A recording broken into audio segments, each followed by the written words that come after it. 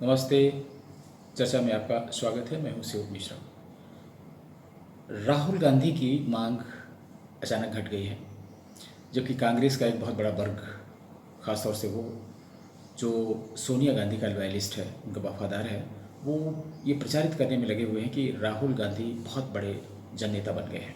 इसलिए जितने भी सोशल मीडिया प्लेटफॉर्म हैं, कांग्रेस की जो मैकेनिज्म है, वो सब उनको बड़े से बड़ा राजनेता बनाने में जुटा हुआ है और जनता से जुड़ने के लिए तमाम तरीके के रोल भी कर रहे हैं। फिल्मी रोल, जैसे कभी बढ़ई के साथ, कभी कुली बनकर, तो कभी मज़दूरों के साथ, कभी ट्रक ड्राइवर के साथ, तो कभी किसी होटल में डोसा बनाने की कोशिश करते हैं। बहुत सारे ऐसे काम करते हैं और फिर उनको डालते हैं मीडिया में। थोड़ा चटखरे लेके लोग बात करते हैं। लोगों को अच्छा लगता है या नहीं लगता है, ये अलग बात है, लेकिन ये कुछ और नहीं बल्कि पटकथा वही है जो अमिताभ बच्चन ने अपने स्ट्रगल डेज में की थी, या जो कहानीकार थे, पटकथा लेखक फिल्मी इंडस्ट्री के, उन्होंने ऐसा बताया था, जिसमें वो कुली का रोल करते थे और छोटे छोटे लोगों के साथ में रह के हीरो बनने की कोशिश करते थे। राहुल गांधी उसका एक तरीके से दोहरा रहे हैं उस स्क्रिप्ट को। तो एक तो ये काम हो गई, लेकिन उनके साथ में बड़ी दिक्कत ये है कि उनको जो लिख के दिया जाता है वो याद नहीं रहता था, और अगर याद रहता था तो वो बहुत दिनों तक वही बोलते रहते हैं। यानी उनके भाषण को अगर आप देखें और जो चीज़ें वो मीडिया से शेयर करते हैं, अगर वो एक्सटेम्पोर कुछ बोलेंगे तो बहुत मनोरंजक होगा, लेकिन अगर वो पढ़ा लिखा हुआ स्क्रिप्टेड बोलेंगे तो बहुत मोनोटोनियस होगा, लोगों को समझ में भी शायद ना आए। ऐसा बोलते हैं क्योंकि उसमें बहुत सारे मिसिंग लिंक्स हो जाते हैं, और इस तरीके से जो चीज़ें उनको बहुत याद हो जाती हैं उन्हीं को रिपीट करना पड़ता है। और पिछले चुनाव में भी उन्होंने प्रधानमंत्री चोर है, प्रधान सेवक चोर है करते करते कांग्रेस को हरा के दम लिया। और अब 5 राज्यों के चुनाव हैं, इसके बाद 2024 का चुनाव है, और जो अदानी का या मोदानी का जो भूत सवार हुआ उनके ऊपर, तो अब वो अदानी अदानी अदानी अदानी चिल्लाने लगे। कुछ एक फार्मूले हैं जो उनको याद हो गए हैं, और वो फार्मूले ये हैं कि भारत में लोकतंत्र खतरे में है, अगर विदेश में जाना है तो यही बताना है। मुसलमान खतरे में है, बाहर जाना है तो यही बताना है, ख़ासतौर से पश्चिमी देशों में, क्योंकि वहाँ पे इनके समर्थक ऐसे बहुत मिल जाएंगे, और वहाँ पर ये इस्लामिक वामपंथ गठजोड़ बड़ी तेज़ी से काम कर रहा है। बहुत पैसा है लोगों के पास।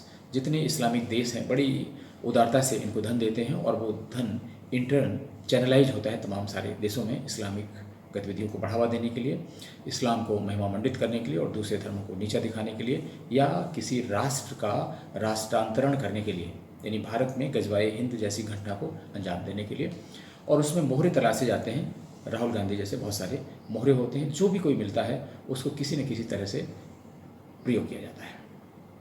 तो अब लोग उकताने लगे हैं, अदानी अदानी अदानी सुन सुनकर। लेकिन जब से उनका इंडिया गठबंधन बना है, इंडिया इंडिया चिल्लाते चिल्लाते अब उसको भूल गए। बिहार विधानसभा में जब से सर्वे पेश हुआ जातिगत जनगणना का, और वो उनके सिर पे ऐसा बैठ गया, और उन्होंने डिक्लेयर किया कि मैंने रिसर्च की और मैंने पाया कि 90 सचिवों में से सिर्फ 3 सचिव ओबीसी से हैं। उसका क्लैरिफिकेशन भी आया कि भाई अभी जो सचिव बने हुए हैं, और जब से ओबीसी का रिजर्वेशन शुरू हुआ है, वो बैच अभी टच ही नहीं हुआ है, इसलिए ये स्थिति रहेगी। अगर 100 साल तक आदमी जिंदा रहता और 100 साल पहले के आदमी होते, अंग्रेज़ों के ज़माने के आदमी होते सेवा में, तो शायद बिना रिजर्वेशन के होते सारे के सारे, उसमें कोई भी ओबीसी एससी एसटी भी नहीं होता। तो जो भी हो, लेकिन जनता को ये बातें समझ में आती हैं। अब वो उसका रोना रो रहे हैं कि भाई जातिगत जनगणना कराइए और ये कराइए, बहुत सारी चीज़ों में। तो ये जो चीज़ें उनके सिर पर चढ़ जाती हैं, उनको बोलते रहते हैं, और इस हद तक बोलते हैं कि जनता उकताने लगती है और उनको ख़राब लगने लगता है, और फिर वही हो जाता है कि भाई राहुल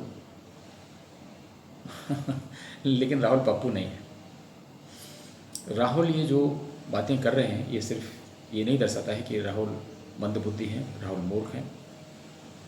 राहुल ये चीज़ें जो उनके कंसल्टेंट्स हैं, उनके एडवाइजर्स हैं, जैसा उनको बताते हैं उस हिसाब से करते हैं, लेकिन वो उल्टी पड़ जाती हैं, वो एक अलग चीज़ है। आखिर वो क्या बोलें? उनकी अपनी ज्ञान, उनका अपना अनुभव शायद इस उम्र पे भी इतना ज़्यादा नहीं हो पाया कि वो स्वावलंबी हो पाएँ कम से कम भाषण देने में, कुछ बोलने में।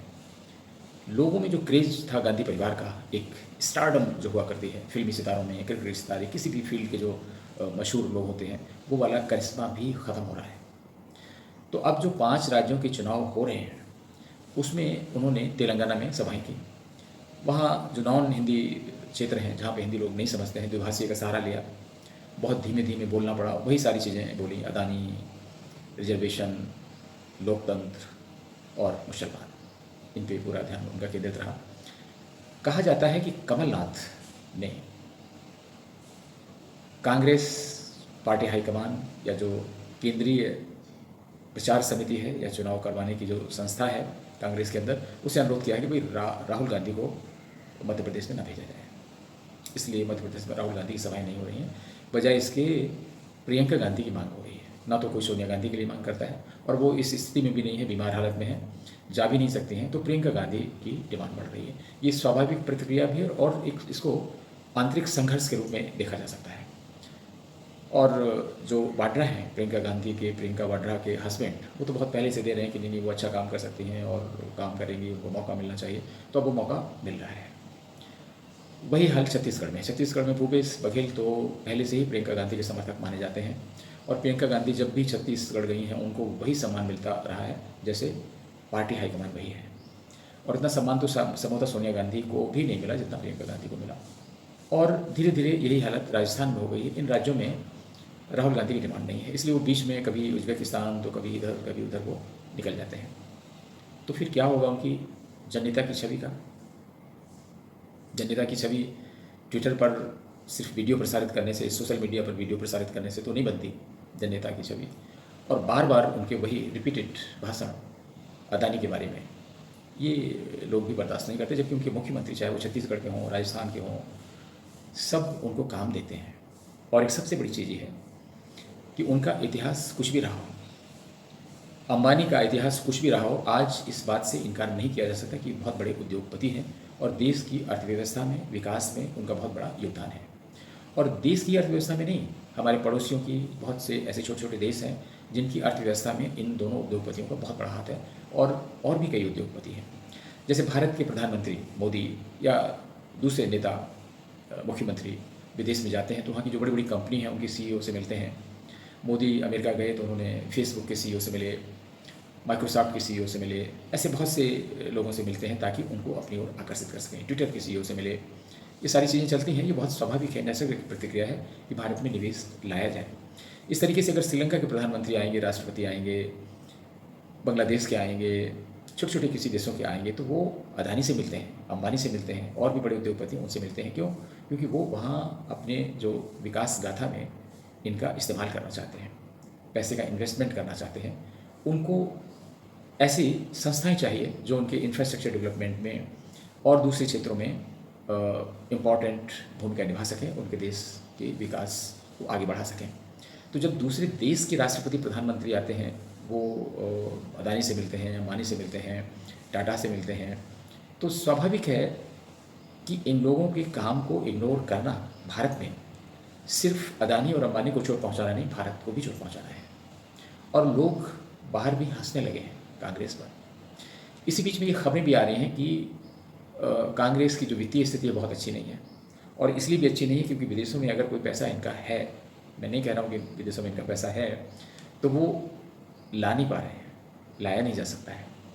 और जो आंतरिक संसाधन हैं, कुछ राज्यों में सरकारें हैं तो उनसे पूरे शायद नहीं हो पा रहे हैं, इसलिए थोड़ा मुश्किल हो रही है। और अब ऐसे उद्योगपतियों को अगर आप टारगेट करेंगे तो आपको चंदा भी कौन देगा? दूसरे जो छोटे छोटे मीडियम और स्मॉल एंटरप्रेन्योर्स हैं, उन्होंने भी चंदे से किनारा कर लिया है, क्योंकि उनको लगता है कि इनको चंदा देना न देना बेकार है। क्योंकि कभी जब इनका मूड करेगा किसी की भी पगड़ी उछाल सकते हैं, किसी को भी नेस्तनाबूद कर सकते हैं। क्योंकि अदानी को मिट्टी में मिलाने में राहुल गांधी ने कोई भी कसर नहीं छोड़ी। वो चाहे हिंडनबर्ग की रिपोर्ट हो, तमाम सारी और विदेशी रिपोर्ट हो, थोड़ा सा भूचाल लाए, लेकिन अदानी का बहुत कुछ बिगड़ा नहीं है। LIC बर्बाद हो जाएगी, स्टेट बैंक बर्बाद हो जाएगा, बहुत सारी ऐसी चीज़ें हैं, उनके नाम पर भी बहुत सारा कुछ किया गया। ये एक अच्छी नीति नहीं हो सकती है और देश का पढ़ा लिखा व्यक्ति ये समझने लग गया है। इसलिए राहुल गांधी मनोरंजन का साधन तो हो सकते हैं, लेकिन वो वोट खिंचाऊ और जिताऊ पार्टी नेता, करिश्माई नेता नहीं हो सकते। इसलिए लोग उनसे किनारा कर रहे हैं और इससे सचमुच राहुल गांधी के भविष्य पर प्रश्न चिन्ह लग रहा है, क्योंकि वो माने जाते थे कि वो युवराज हैं कांग्रेस पार्टी की और अगर कभी कांग्रेस पार्टी सत्ता में आती है तो प्रधानमंत्री बनेंगे, लेकिन अब तो ऐसा लगता है कि कांग्रेस पार्टी सत्ता में आएगी ही नहीं।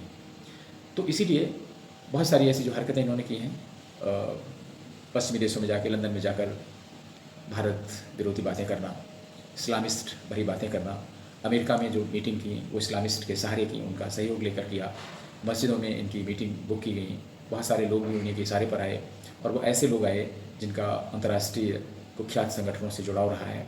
तो इस तरह की जब चीज़ें सार्वजनिक हो रही हैं और आजकल के इस सूचना प्रौद्योगिकी के युग में जब लोगों को घर बैठे सारी चीज़ें मिल जा रही हैं, तो भला चिकनी चुपड़ी बातों पर कौन भरोसा करेगा। मनोरंजन तो करेगा लेकिन वोट कांग्रेस को नहीं देगा। और शायद कमलनाथ को, भूपेश बघेल को ये बात मालूम हो गई है और अशोक गहलोत को भी ये मालूम हो गई है कि उन्हें जीतना नहीं है, कोई आए या ना आए। इसलिए हारी हुई बाजी तो वो जीत सकते नहीं हैं, सिर्फ जीता हुआ दिखाने की कोशिश करते हैं क्योंकि मजबूरी है। इसलिए राजस्थान में तो सरकार कांग्रेस की बन नहीं रही है। छत्तीसगढ़ में सारे जितने भी सर्वे आए हैं उनमें बताया जा रहा था कि कांग्रेस की सरकार बन रही, भाजपा मुश्किल में है। मध्य प्रदेश में बराबरी का आंकड़ा बताया जा रहा था। लेकिन मेरा ये दावा है कि अगर राहुल गांधी ने इन तीनों ही राज्यों में सभाएं की होती तो भारतीय जनता पार्टी को हराने वाला कोई भी नहीं था, क्योंकि भारतीय जनता पार्टी के सबसे बड़े स्टार प्रचारक आज भी राहुल गांधी हैं। और राहुल गांधी ने हिमाचल प्रदेश में प्रचार नहीं किया था, उनको मना किया गया था, वो नहीं गए। सिर्फ प्रियंका गांधी ने प्रचार किया था और हिमाचल जीत गए। इसलिए प्रियंका गांधी की मांग मध्य प्रदेश में, छत्तीसगढ़ में और राजस्थान में बढ़ रही है। राहुल गांधी को लोग आने से मना कर रहे हैं। जब उनकी पार्टी के लोग, उनके संभावित मुख्यमंत्री ही राहुल गांधी को आने के लिए मना कर रहे हैं, तो इंडिया गठबंधन में कोई उनको आगे क्यों करेगा प्रधानमंत्री पद के लिए, और फिर उनको प्रधानमंत्री पद क्यों सौंपा जाए। ये भी एक सोचने की बात है। तो ये है राहुल गांधी का राजनीतिक भविष्य कांग्रेस के अंदर से ही नजर आ रहा है। नमस्ते। फिर किसी ज्वलंत मुद्दे पर आपसे वार्ता होगी, तब तक के लिए नमस्कार।